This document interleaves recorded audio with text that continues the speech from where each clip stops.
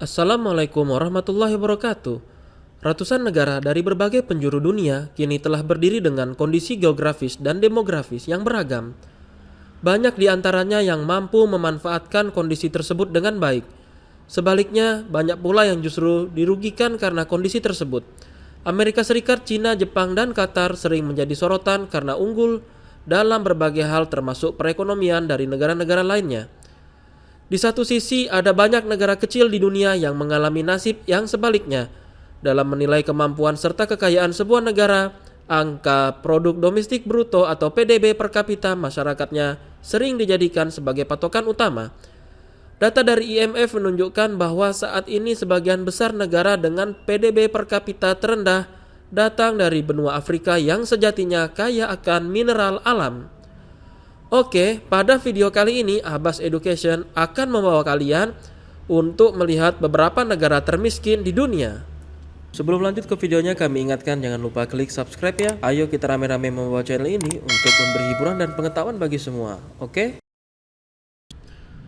Republik Afrika Tengah. Kaya akan emas, minyak, uranium, dan berlian, Republik Afrika Tengah adalah negara yang sangat kaya, tapi dihuni oleh orang-orang yang sangat miskin. Namun setelah mengklaim gelar termiskin di dunia, negara berpenduduk hanya 4,9 juta ini menunjukkan beberapa tanda kemajuan. Untuk pertama kalinya sejak kemerdekaannya dari Prancis pada tahun 1960, Republik Afrika Tengah telah secara demokratis memilih seorang presiden pada tahun 2016. Mantan Profesor Matematika dan Perdana Menteri Faustin Archange Touadera yang berkampanye sebagai pembawa damai yang dapat menjembatani kesenjangan. Meski pemilihannya yang sukses dipandang sebagai langkah penting menuju rekonstruksi nasional, dengan sekitar 75% penduduk hidup di bawah garis kemiskinan, dan sebagian besar negara masih dikendalikan oleh pemberontak anti pemerintah dan kelompok milisi, jalan menuju pemulihan masih sangat banyak. Burundi, negara kecil yang satu ini masih harus berjuang menghadapi konflik etnis Hutu dan Tutsi. Sekitar 90% dari hampir 12 juta warganya bergantung pada pertanian. Sayangnya, kelangkaan pangan masih menjadi masalah utama.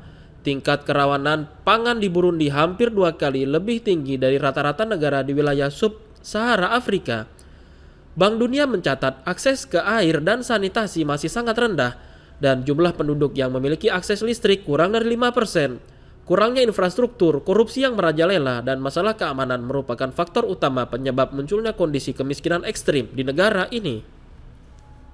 Eritrea, negara kecil di kawasan Afrika Timur dengan hanya 3,5 juta penduduk ini adalah salah satu negara yang paling tidak berkembang di dunia. Sebanyak 65% penduduknya tinggal di daerah pedesaan dan 80% dari mereka mengandalkan pertanian sebagai mata pencarian utama. Dalam 2020 Index of Economy, Eritrea menduduki peringkat ke-47 dari 47 negara yang ada di kawasan sub-Sahara Afrika. Rezim yang telah bertahan sejak tahun 1993 telah membentuk masyarakat yang sangat termiliterisasi, di mana pengeluaran pertahanan menguras sumber daya untuk infrastruktur publik yang sangat dibutuhkan. Penggerak utama perekonomian negara seperti pertambangan dan pertanian sangat rentan terhadap fluktuasi harga dan bahaya iklim. Kondisi kemakmuran ekonomi sangat sulit terlihat di negara ini. Republik Kongo. Sejak memperoleh kemerdekaan dari Belgia pada tahun 1960, Kongo telah menderita beberapa dekade akibat kediktatoran yang rakus, ketidakstabilan politik, dan kekerasan yang terus-menerus. Namun Kongo seperti melihat harapan baru setelah 4 Januari 2019. Félix Antoine Tshisekedi, putra pemimpin oposisi legendaris Etienne Tshisekedi, terpilih sebagai presiden baru. Sementara itu, dengan 80 juta hektar lahan subur, lebih dari 1.000 mineral dan logam berharga di bawah permukaannya, dan usia rata-rata warga negara hanya 17 tahun, Republik Demokratik Kongo menurut Bank Dunia memiliki potensi untuk menjadi salah satu negara Afrika terkaya dan pendorong pertumbuhan untuk seluruh dunia. Republik Niger. Dengan sekitar 80% wilayahnya terkurung oleh gurun Sahara, Niger berada di bawah ancaman penggurunan dan perubahan iklim yang ekstrim. Pertumbuhan penduduk yang sulit dikontrol juga membuat keadaan ekonomi penduduknya jadi semakin sulit. Kerawanan pangan yang sangat tinggi membuat banyak penduduk menderita kelaparan.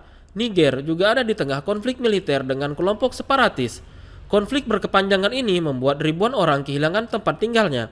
Sekarang kondisi ekonomi Niger semakin buruk di tengah pandemi. Meskipun negara ini mencatat jumlah kasus yang cukup rendah, kondisi ini mendorong pemerintah untuk meninjau kembali proyek pertumbuhan ekonomi tahun ini dari 6,9% menjadi hanya 1%. Mozambik, bekas koloni Portugis ini sejatinya memiliki banyak tanah dan air yang subur, serta banyak energi dan sumber daya mineral. Mozambik juga berlokasi strategis karena 4 dari 6 negara yang berbatasan dengannya dan bergantung padanya sebagai saluran perdagangan global. Dan selama 10 tahun terakhir seringkali mencatat tingkat pertumbuhan PDB rata-rata lebih dari 5%. Namun Mozambik tetap berada di antara 10 besar negara termiskin di dunia, dengan sebagian besar populasi yang terus hidup jauh di bawah garis kemiskinan. Sementara perang saudara selama 15 tahun berakhir pada 1992 membuat kondisi iklim yang parah, korupsi dan ketidakstabilan politik yang tidak pernah hilang. Malawi saat ini berstatus sebagai salah satu negara terkecil di benua Afrika. Dalam beberapa tahun terakhir, Malawi telah membuat kemajuan dalam meningkatkan pertumbuhan ekonomi dan melaksanakan reformasi struktural yang cukup penting. PDB terus bertumbuh secara perlahan, didukung oleh pemerintahan yang stabil dan demokratis, serta dukungan keuangan yang cukup besar dari IMF dan Bank Dunia.